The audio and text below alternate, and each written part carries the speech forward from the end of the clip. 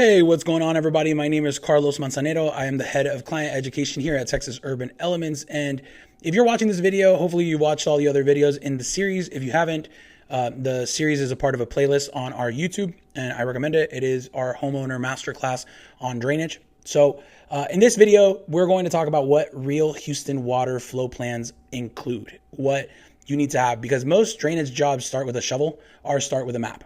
Before we spec a single pipe or place a single drain, we need to know where every drop of water on your property comes from. We've talked about this throughout the entirety of this series. And the big thing is knowing where it can safely exit. That is our drainage water flow plan. And this video is going to show you exactly what goes into one. So big thing, I've said it before and I'll continue saying it. Water follows gravity. That is the only rule. It follows. It does not care. If you do not map the full path source to the exit, you will spend money and still have drainage issues.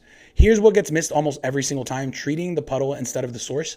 A drain placed at a low spot without accounting for the roof runoff, feeding it overflows throughout the first real storm or after the first real storm. Ignoring the neighbor runoff, your yard often inherits water from adjacent properties. Center yard drains do not fix a perimeter problem.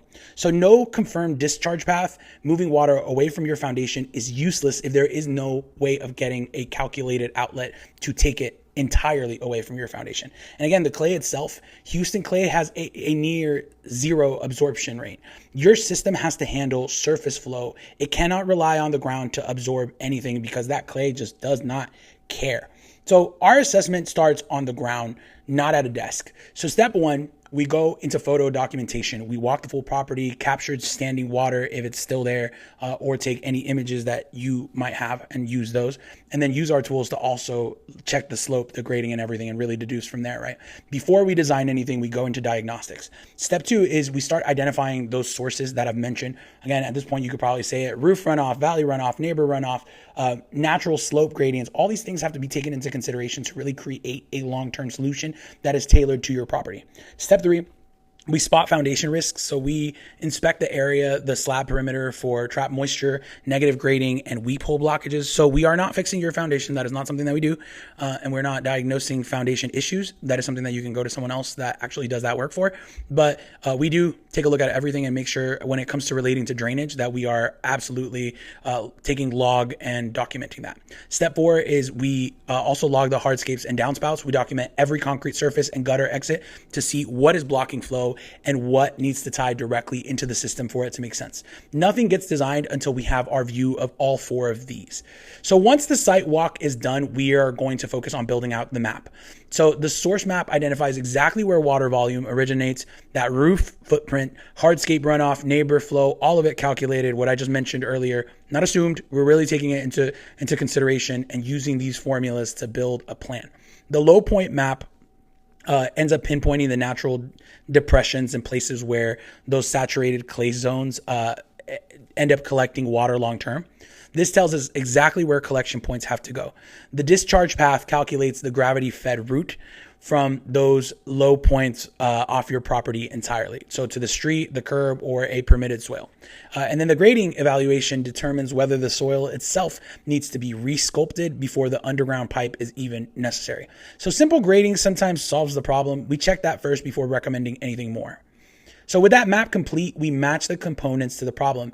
Catch basins go at the map low points, high capacity collection hubs with built-in sumps that trap debris before it reaches the pipe. We're not really big on sump pumps, right? But it's something that can and should be used when it's necessary. Nothing against them. It's just not something that's always necessary, right? Channel drains go at hardscape edges. So we've mentioned this before. Channel drains go at hardscape edges, driveways, patios, pool decks, any linear grate. So it creates a linear grates that intercept the sheet of water from the runoff, right?